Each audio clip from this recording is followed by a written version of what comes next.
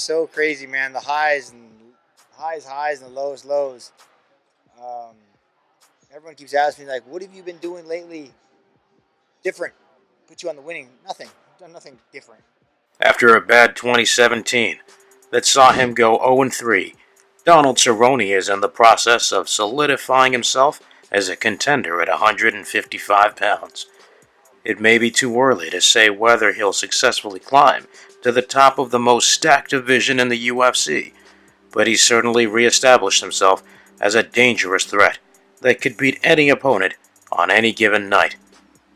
Despite what Cerrone said, he has made changes over the past year that have contributed to his turnaround. For starters, he cut ties with his old Jackson Winklejohn camp at the end of 2018, burning the bridges thoroughly.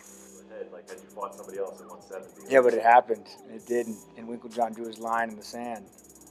And now I get to spit on the other side until it's all right. Fuck him. There's your clickbait, motherfuckers. Fuck you, Winklejohn. Yeah.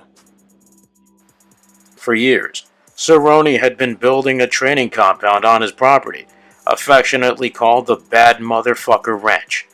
What was once a casual setup has since turned into a complete camp with full-time coaches and nutritionists. I just don't understand why people don't invest more in themselves. Every time I got money, I would just keep building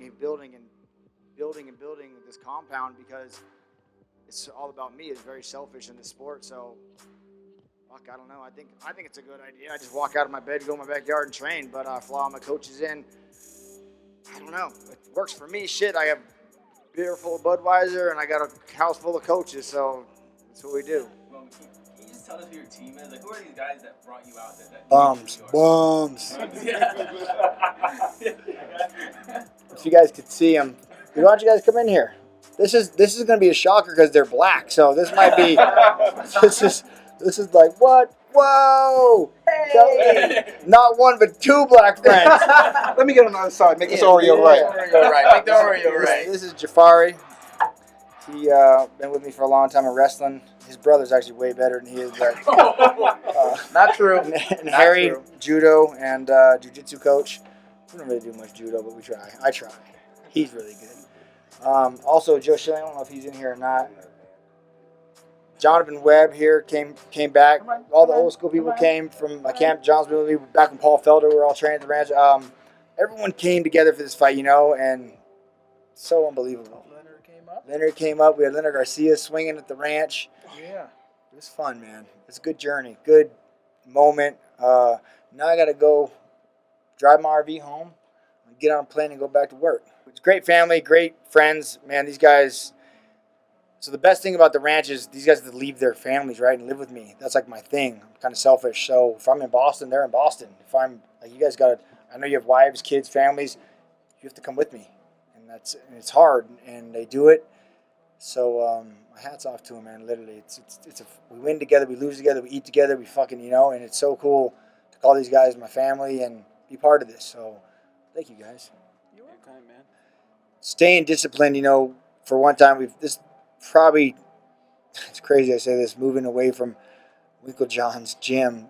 We actually had a game plan coming into a fight. I've never really had a game plan. So working with my coaches and them being disciplined, like stay calm, stay at the end of his range, and let him tire out and let him do this, and then we'll come and pick him apart. Don't just go out there and walk him down like Terminator and try and get your head beat in, right? So it was good and it worked out.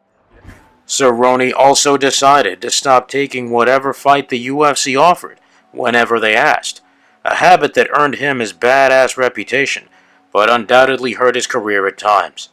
Now, Cowboy has made winning a UFC title his main goal, and that focus is carrying him up the contenders' ladder fast. Yes, I'll fight. Well, I can't say I'll fight anybody anymore because now I told my team that I'm going to take it easy. So I want a top 5 guy. Connor's 2, right? So that equals top 5 to me. God, that'd be fun. Because I put myself in such jeopardy. Like I'll go and fight, get into the top 5, and then these guys they like to just sit there and like wait, and I don't. I want to keep moving. So I'm like, all right, fine, I'll fucking fight that guy. He's not ranked. I don't care. And then he's a little hungry. Anything can happen in this game. Comes and he beats me, and then I lose my spot. It's like, oh, fuck. It's time. It's just not. Yeah, it's just my whole career mentality-wise, I'm always like, I just want to fight. That's who I am. I just want to fight. I want to put on a show. But like I said, I can see the end of the tunnel, right? Like, I'm not lying to anybody. I'm the oldest guy on this card, man. So the end of the tunnel, so it's time. That's like the last thing I need to do in my career before I hang it up. And I'm not saying I'll win the belt, and then retire. I'm going to fight until the UFC says, Cowboy, hey, man, for your safety, we can't allow walkers down the terminal. You gotta hang it up, bro. So, but just getting a belt, that's kind of good. Last thing I gotta do in my legacy. So, coming down and win 5, I'm gonna make one hell of a run, and let's go. What about 165 belt? Oh fuck yeah! I mean, that idea. Part of this new drive comes from Cowboy's transition into fatherhood. Daxon Danger Cerrone was born in June 2018 and has been a source of endless inspiration to his dad. And this is your first fight as a father, correct? Yeah, first fight as a father. It was unbelievable, man, for sure. You yelled something right when the fight was over. You were yelling. Were you yelling for your kid? Were you... Get my motherfucking boy. That's what I said. I don't even care. And then I was in the shower just now and I was like, damn, I feel so bad. Like I put my grandma in second place, you know what I mean? Seriously, I told Lindsay that. I said, man, the first person I called for was my son. Like, maybe I am changing, huh? That's crazy because Dana was like, your grandma's right there. I'm like, get my fucking boy. And I was like, so. You walked her out, right? Yeah, of course. I mean, yeah, it's just my grandma. I love her to death. But I mean, my first instinct was like, I don't even care. I don't even care he's allowed in here. He's a cornerman. Yes, bring him in. We're good, So it didn't matter to me. What were you thinking at that moment? You just wanted to share the moment with him? I just wanted to hold him, man, and kiss him, and fuck yeah. I don't know. It's a feeling I've never felt in my life ever. It's crazy. So I'm so judgmental the whole week. Everyone's like, "Is fatherhood changing?" I'm like, you're right. It's lame. And here I am, cliche as shit, talking about fatherhood changed me. Was it as soon as he won, you just 100%, or was it like the whole... No, when we were in the back, the guy showed me a picture of him all dressed up, and I couldn't even fight the tears back, man. I was like back there bawling, like, oh. And like I said, I've never felt anything like that ever in my life. And then when I walked out and I kissed him right before I went in the cage, like, it didn't matter what Perry had. Like, I'm coming. Here I come. Regardless of if he accomplishes his mission of winning UFC gold, you can't deny his many accomplishments. Cerrone has racked up a collection of records that rivals and often beats the top legends of the sport. Most wins in UFC history, most finishes, most bonuses. The list keeps growing, and with all these new changes, it seems like Cowboy is just getting started again. Do you think about the records you're on the verge of breaking if you do win? Yeah, of course, man. I think I'm most walks, most wins, most entrances. There's a lot of going to be most head kick knockouts. A lot of records we set.